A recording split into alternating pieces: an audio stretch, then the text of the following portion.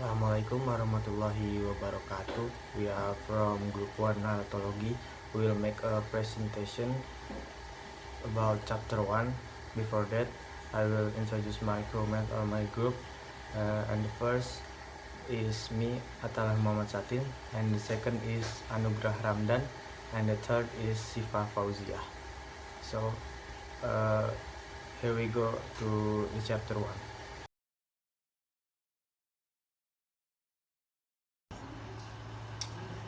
In the history of literature in Indonesia, the book Theory of Literature is written by Ranewalak and Austin Warren seems quite influential. From there, the popularity of terms of intrinsic and extrinsic originated. The terms is even it has long been an important vocabulary in the literature lessons curriculum at our middle school until now. Even though the book was published first times in the United States in 1949, published in Indonesian only in 1995 after being translated by Melanie Budinta. It can be said that its influence has only begun to emerge in Indonesia since the debate on literary criticism at the beginning of the 70s, especially a group of writers debate with several literary academics who call themselves Aliran Rawamangun.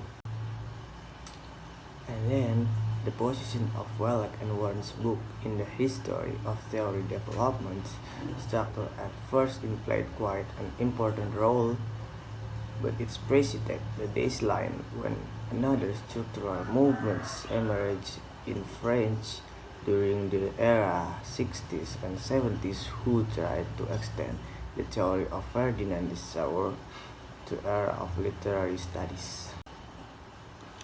The development of structural theory seems to be progressing rapidly the field of story studies. In 1966, several experts on French structuralism presented their views in one of the journal's leading scholar communication about the study of story structurally.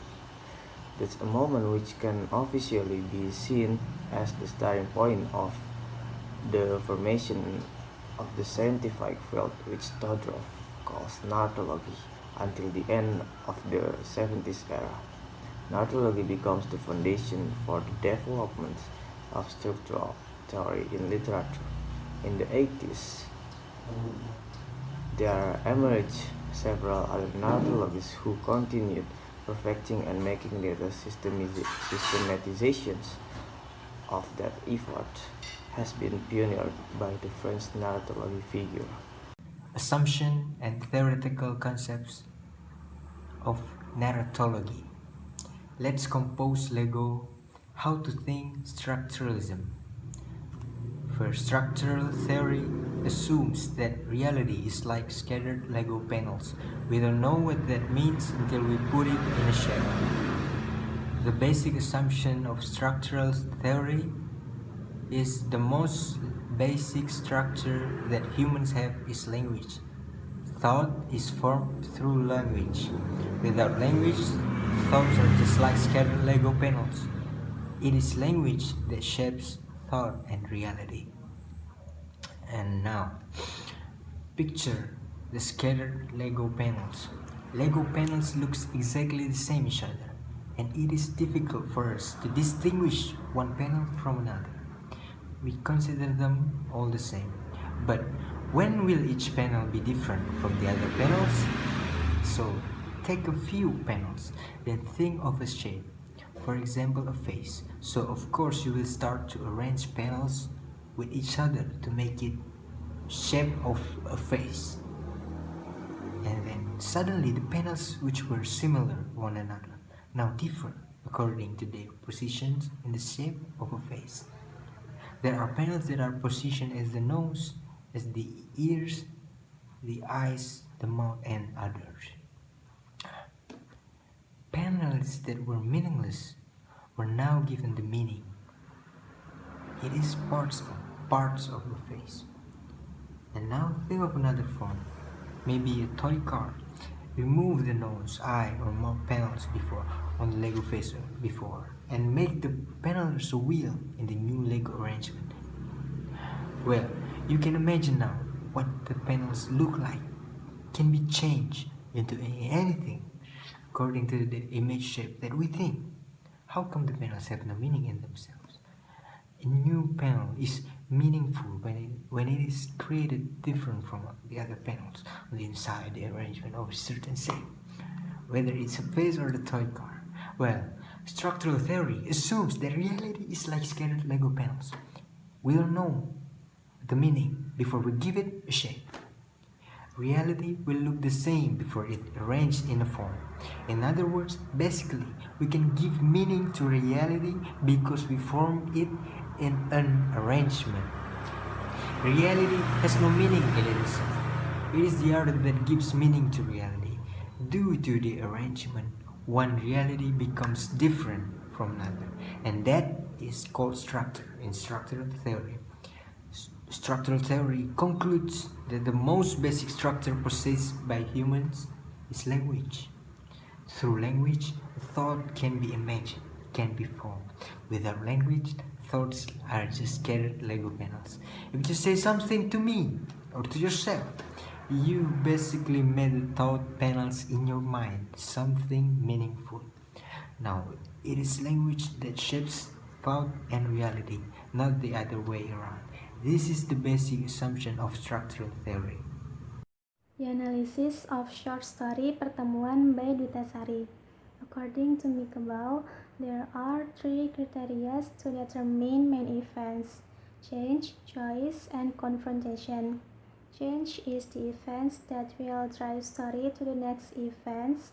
Choice is the events that contain option, and confrontation is contradicting events. In short story Pertemuan by Duta Sari, the events where Cleo met Raditya in the bus because they sat next to each other can be classified as one of the main events that meets criteria change because it will drive story to the next event where Cleo fell in love with Raditya. The event where Cleo knew that Raditya had a girlfriend is also one of the main events that meets criteria choice because Cleo chose to hide her feelings. We can also find the criteria confrontation in this short story, that is, between forgetting the romance in the past and the appearance of romance in the present. We can conclude that there are 6 main events in this short story.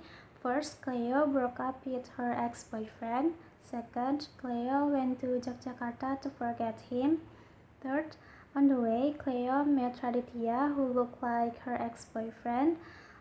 Fourth, Cleo fell in love with Raditya. Fifth, Cleo and Raditya separated because Raditya was still with his girlfriend. Sixth, Cleo and Raditya met again by chance at the Satin night market, and they repeated their intimacy.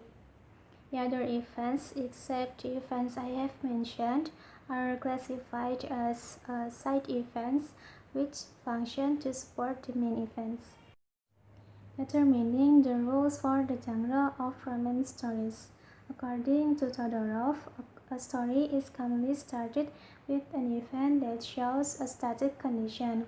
This is called balance and initial equilibrium. Then an event arises which causes the static condition turns out to be unbalanced and chaos. This is called disequilibrium. This chaos condition has to be changed to the new static condition, which is called the new equilibrium. The event where Cleo broke up with her ex-boyfriend is the initial equilibrium because this event shows Cleo's condition before the story moves. The event where Cleo met and fell in love with Raditya, who looked like her ex-boyfriend, is disequilibrium. This situation is ambiguous because it becomes a question whom Cleo actually loved, Raditya or her ex-boyfriend that she cannot forget. Meanwhile, the new equilibrium is shown by the event where Cleo and Aditya met again at the Satin night market and they repeated their intimacy. Okay, finally we reached the end of the presentation. I would like to say thank you for your attention and thank you for your time. Sorry for the mistake. Assalamualaikum warahmatullahi wabarakatuh.